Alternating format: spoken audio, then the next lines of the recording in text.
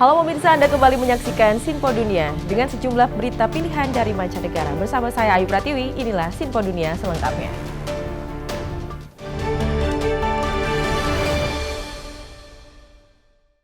Kita awali informasi pertama pemirsa, ribuan delegasi Partai Demokrat melakukan pertemuan secara resmi untuk mencalonkan Wakil Presiden Kamala Harris sebagai calon presiden untuk Pilpres November. Bagaimana keberlangsungannya kontroversi ini? Berikut liputannya. Chicago, di negara bagian Illinois, menjadi tempat berlangsungnya Konvensi Nasional Partai Demokrat tahun 2024. Kota terpadat penduduk ketiga di Amerika Serikat ini sudah berkali-kali menjadi tempat berlangsungnya konvensi. Chicago juga menjadi tuan rumah konvensi pada tahun 1968.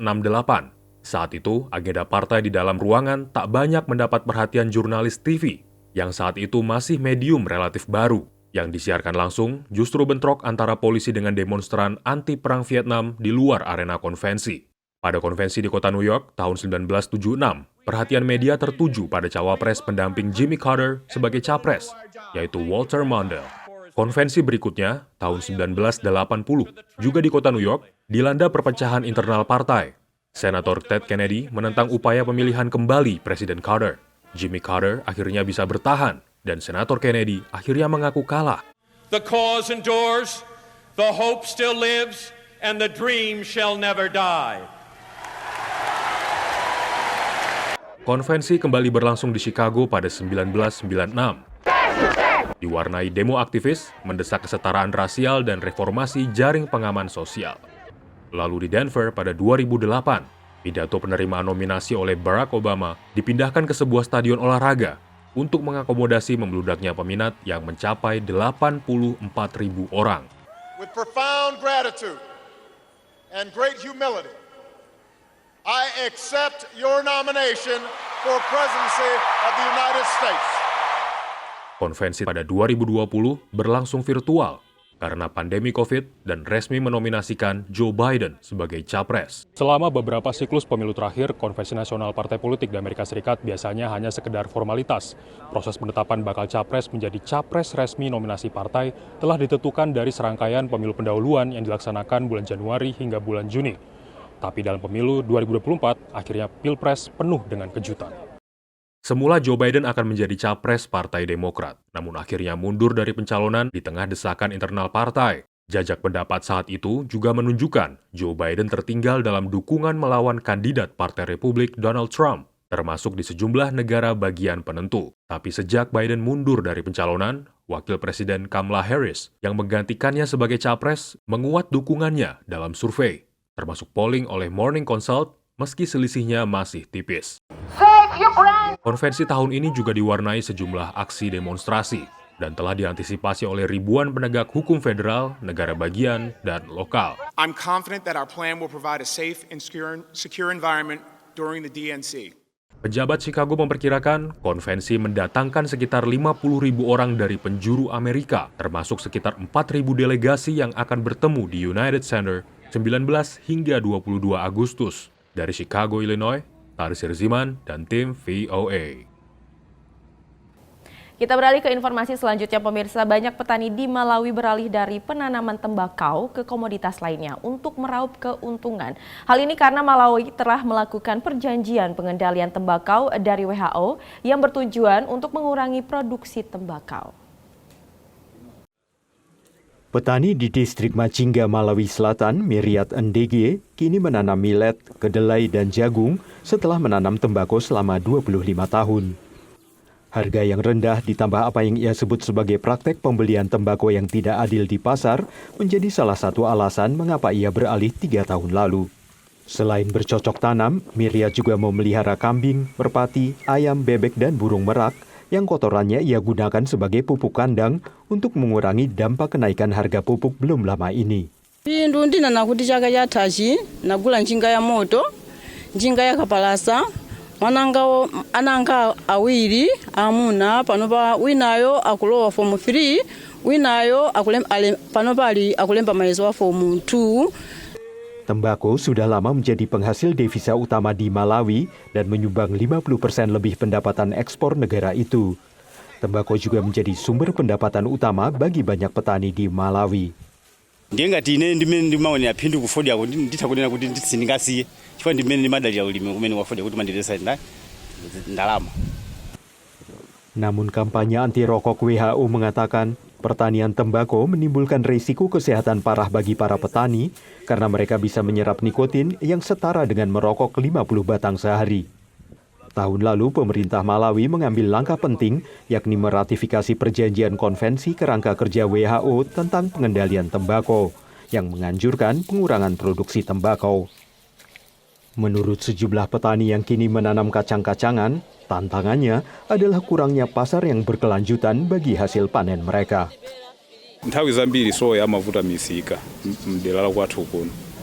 Ndeno phinduso kumeneko likumakhanga likumavutavutako choncho. Kumano kuntezaku mbuyo mube umakhanga tumachitako bwino. Koma chifukwa cha nyengo kumakhawa kumavuta kuma mitengo ndiye ili bwinoko. Kusiyana ndi Pakar pertanian mengatakan ada harapan bagi para petani ini setelah sebuah perusahaan manufaktur lokal belum lama ini mengumumkan rencana membangun industri ekstraksi minyak kedelai di Malawi dalam 6 bulan ke depan. Definitely, we understand that that industry has potential to absorb over 150,000 metric tons of soya. So we believe when it comes to a ready market for soya, then definitely that market will be there. Menurut Leonard, para petani Malawi siap meraup lebih banyak pendapatan dari panen mereka menyusul peluncuran ekspor kedelai ke Tiongkok pada bulan Mei lalu. Ketika sebuah perusahaan lokal melakukan pengiriman uji coba sebanyak 240 metrik ton kedelai ke Tiongkok. Dari Arlington, Virginia, saya Helmi Yohanes dan tim VOA. Pemirsa, laporan Ketenagakerjaan Amerika Serikat terkini kembali melebihi ekspektasi analis. Penciptaan lapangan kerja Amerika Serikat tetap tinggi di tengah tingginya suku bunga. Jumlah lowongan kerja di Amerika Serikat melebihi ekspektasi. Menurut laporan terbaru Departemen Tenaga Kerja AS yang dikenal sebagai Jobs Openings and Labor Turnover Survey, disingkat JOLTS, ada 10,1 juta lowongan. I think it peaked at like 11 or 12 million. Is it 10 million now? So we're down off the heights, but still historically very high for JOLTS. This is what the Federal Reserve is grappling with. Is the economy actually hot? Is the economy actually accelerating and not declining? Whereas this push and pull in the markets of recession, no recession. If job openings accelerate, that means the economy is actually probably accelerating and not receding. So JOLTS going up definitely puts a question mark over my head, which is economic data actually getting better? And if it's getting better, does that put the Federal Reserve back on hike duty, right? Does that put them back on, wow, we may actually need to consider another hike? Dengan demikian ada 1,8 lowongan untuk setiap pencari kerja di AS. Jauh di atas target Bank Sentral AS atau Federal Reserve sebesar 1,2 seperti saat sebelum pandemi. Penciptaan lapangan kerja akhirnya juga melebihi ekspektasi analis maupun investor. Selama bulan Mei, Depnaker AS mencatat ada sekitar 339.000 lapangan kerja baru yang tercipta. Dan angka untuk bulan April juga direvisi lebih tinggi dari estimasi semula. Pada saat yang sama terjadi perlambatan dalam kenaikan rata-rata upah. Well, we believe we are seeing some moderating in wage pressures. You know, the average hourly earnings ticked down just a little bit. Employment cost index has been moving somewhat in the right direction, and that's positive for employers. You're also seeing layoffs tick up slightly. So there's less pressure on employers to pay up as they hire new workers or pay existing workers more, which is one of the complaints that we have seen across all sizes of companies, both small and large. Perkembangan ini menjadi sinyalmen laju inflasi terus mereda. The jobs situation, you know, we've heard so many businesses talk about tight labor, the fact that it was putting pressure on them to raise wages. And so that, of course, is not what we want to see from an inflationary standpoint and Fed policy. However, it is good news for the economy. People are working. It's obviously important for the consumer, given how much the consumer controls U.S. GDP. We've also gotten a signal from the Fed over the last few weeks, as various leaders from the Fed have spoken, that while we expect a pause in June, they are not ready to absolutely change policy. So we don't expect to pivot. So again, jobs news good for consumer, tough for inflation, but we are seeing some easing in wage pressures, which is, again, very good news. The Fed selanjutnya bertemu pada 15 hingga 16 Juni. Dari Washington DC, Nova Purwadi dan tim VOA. Kita beralih ke informasi selanjutnya, pemirsa. Para petani coklat di negara penghasil kakao terbesar di dunia mengalami penurunan pendapatan yang sangat signifikan. Meskipun begitu, sejumlah produsen coklat justru mencatat peningkatan keuntungan. Ghana adalah produsen kakao terbesar kedua di dunia. Tapi pendapatan petani di negara ini turun rata-rata 16% sejak dimulainya pandemi COVID pada tahun 2020, menurut analisis Oxfam. COVID, of course, was a big disruption, but then also the war in Ukraine and the resulting economic crisis, coupled with some more longer-term challenges, like the impact of climate change and aging farms, which is a big issue in Ghana. Menurut Oxfam, banyak petani kakao Ghana bertahan hidup hanya dengan penghasilan $2 atau sekitar Rp30.000 per hari. Lower incomes really have shown to facilitate the use of children on farms, so child labor, which is a big problem, of course, in Ghana and other cocoa-producing countries, but also deforestation, that farmers are more likely to go out and cut down more trees in order to expand their farms, in order to make a living. Pada saat yang sama, menurut Oxfam, laba perusahaan-perusahaan coklat terbesar dunia seperti Hershey, Lindt & Sprungly, Mondelez, dan Nestle meningkat 16% sejak pandemi. And that translates into 15 billion of profit by just the four largest public chocolate companies since 2020. Pantai Gading adalah produsen kakao terbesar di dunia. Di sini, para petani juga mengeluhkan penurunan pendapatan.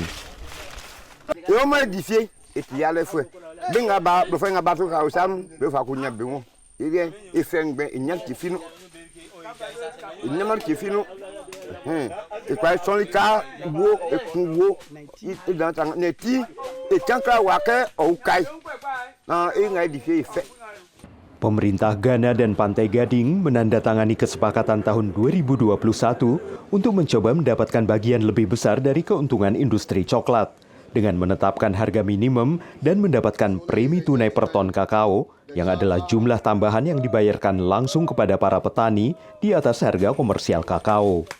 Tapi menurut Oxfam, pembayaran itu gagal meningkatkan pendapatan petani secara signifikan. If you as a company are profitable at the same time as the producers of your most critical raw material are falling deeper into poverty, then there's something wrong with your business model. Lindt dan Sprungly mengatakan kepada VOA mereka membayar premi $60 per ton kepada para petani Ghana dan menginvestasikan lebih dari $20 juta untuk program keberlanjutan kakao pada tahun 2021. Sementara Hershey mengatakan mereka bertujuan mendukung mata pencarian yang lebih baik bagi para petani dengan bantuan tunai dan pinjaman. Namun Mondelez dan Nestle tidak menanggapi permintaan VOA untuk memberikan tanggapan. Dari Arlington, Virginia, saya Helmi Yohanes dan tim VOA. Terima kasih Anda masih bersama kami dalam Sinpo Dunia. Kita lanjutkan informasi selanjutnya, pemirsa. Desakan untuk menguatkan pengamanan bagi penumpang maupun pengemudi taksi online terus bermunculan di Amerika Serikat. Semakin banyak warga Amerika Serikat bekerja sebagai sopir taksi online seperti Uber dan Lyft. Menurut survei oleh lembaga Pew Research Center, sedikitnya 16% warga AS pernah menjadi supir layanan seperti ini. Dan sekitar 35% di antara mereka pernah merasa tidak aman saat menyetir. In 2022, 31 drivers were murdered doing gig work. And that really comes out of just the lack of support we have from the corporations. Salah satu insiden paling mengerikan baru-baru ini adalah seorang supir Uber Eats dibunuh dan dimutilasi setelah mengantar pesanan makanan di Florida. I'm scared as hell, excuse my language, because I'm out here at night and I did many deliveries in the same area. Masih di Florida karena hampir salah antar, mobil seorang supir ditembaki. Instead of just calling the police and have trespassers on my own, he decided to shoot. Aktivis menilai posisi supir lepasan membuat perlindungan mereka tak maksimal. I've given rides before where I would want to let this person off at some point, but maybe I'm on the highway, they're intoxicated, I don't want to escalate the situation. And sometimes, unfortunately, it's been a kind of a no-win situation. Merespons keresahan pengemudi layanan antar makanan DoorDash dan Grubhub, taksi online Uber dan Lyft juga jasa antar belanjaan supermarket Instacart menambah fitur keamanan untuk pengemudi mereka. Kehadiran taksi online memberi opsi transportasi dengan harga terjangkau sekaligus menjadi pilihan untuk mata pencarian baru atau pekerjaan paruh waktu untuk menambah penghasilan bagi banyak warga lainnya. Isu keamanan sangat penting baik bagi para pengemudi maupun para penumpang dan pengguna jasa transportasi tersebut. Guna menjaga keamanan anak remaja misalnya, Uber meluncurkan layanan khusus untuk remaja di sejumlah kota di AS. Sopir menjalani proses seleksi lebih ketat dan proses mengendarai mobil pun diberi pengamanan berlapis. Who are you picking up? Izzy. All right. How you doing? Good, how are you? I'm good. Let's see, I need a pin from you. 3637. Layanan ini melegakan bagi orang tua sibuk seperti Ruth Stern. One kid needs to be picked up from school, another kid needs to get to an activity, there's a doctor's appointment that you didn't anticipate, so it's a constant juggle. I couldn't be two places at once, and I could get my child home safely from a location and still be with my other child. Layanan khusus remaja ini diluncurkan Uber bermitra dengan organisasi keamanan anak Safe Kids Worldwide. There are some non-negotiables as they roll out this platform, but making sure kids buckle up every ride, every time. Selain pengamanan tambahan, orang tua juga bisa melacak keberadaan sang anak. Dari Washington DC, Nova Purwadi dan tim VOA. Pemirsa, berdasarkan hasil penelitian, sebanyak 6.000 lebih kota di 124 negara akan mandiri energi jika menggunakan teknologi panel surya terapung. Panel surya terapung menjadi alternatif baru di Amerika Serikat di tengah upaya memperluas penggunaan energi hijau. Perusahaan listrik Duke Energy menargetkan produksi listrik nol emisi karbon pada tahun 2050. Dan salah satu upayanya adalah pengembangan pembangkit listrik tenaga surya dengan panel surya terapung di negara bagian Florida ini. It's really important to do these innovative projects and test out new technology. We always need to find new ways to have clean energy on the grid, something that's not as traditional as we've been experimenting with or been doing. So the floating solar is nice. We'll be able to use different bodies of water that aren't really used for recreational purposes. Ada sejumlah kelebihan panel surya terapung dibandingkan panel surya konvensional di daratan. Selain tak merebut lahan dari permukiman atau pertanian, keberadaan panel surya di atas air juga mencegah penguapan air. Lalu air juga menjadi regulator suhu panel surya agar tidak kepanasan. Sileter adalah perusahaan bermarkas di California yang telah membangun sekitar 270 proyek panel surya terapung di sedikitnya 30 negara. So this is one of our anchor points. So the islands are anchored on all four sides. So all four sides around the perimeter of the island have these anchors. These are plate anchors. They're driven into the bank here with a jackhammer. And actually this anchor goes down about 20 feet into the ground. And as you can see, there's a shackle and two mooring lines attached to this single anchor point. And those mooring lines go out to 2 points on the island. Sebagian besar panel surya terapung saat ini berada di Asia. Asia took off pretty quickly. Asia, especially island nations like Japan and Taiwan, were very keen on floating solar because they just didn't have a lot of land for large-scale ground mount solar. So that's been our fastest growing market and continues to be our fastest growing market. Tapi AS yang tengah galakkan tenaga surya dan energi terbarukan lain juga menjadi pasar potensial. Here in the U.S., where we have more land, what we're seeing is where we have population density islands. In California, in the Northeast, and Florida, those are the hot markets here in the U.S., where again, they don't have land or land is very expensive.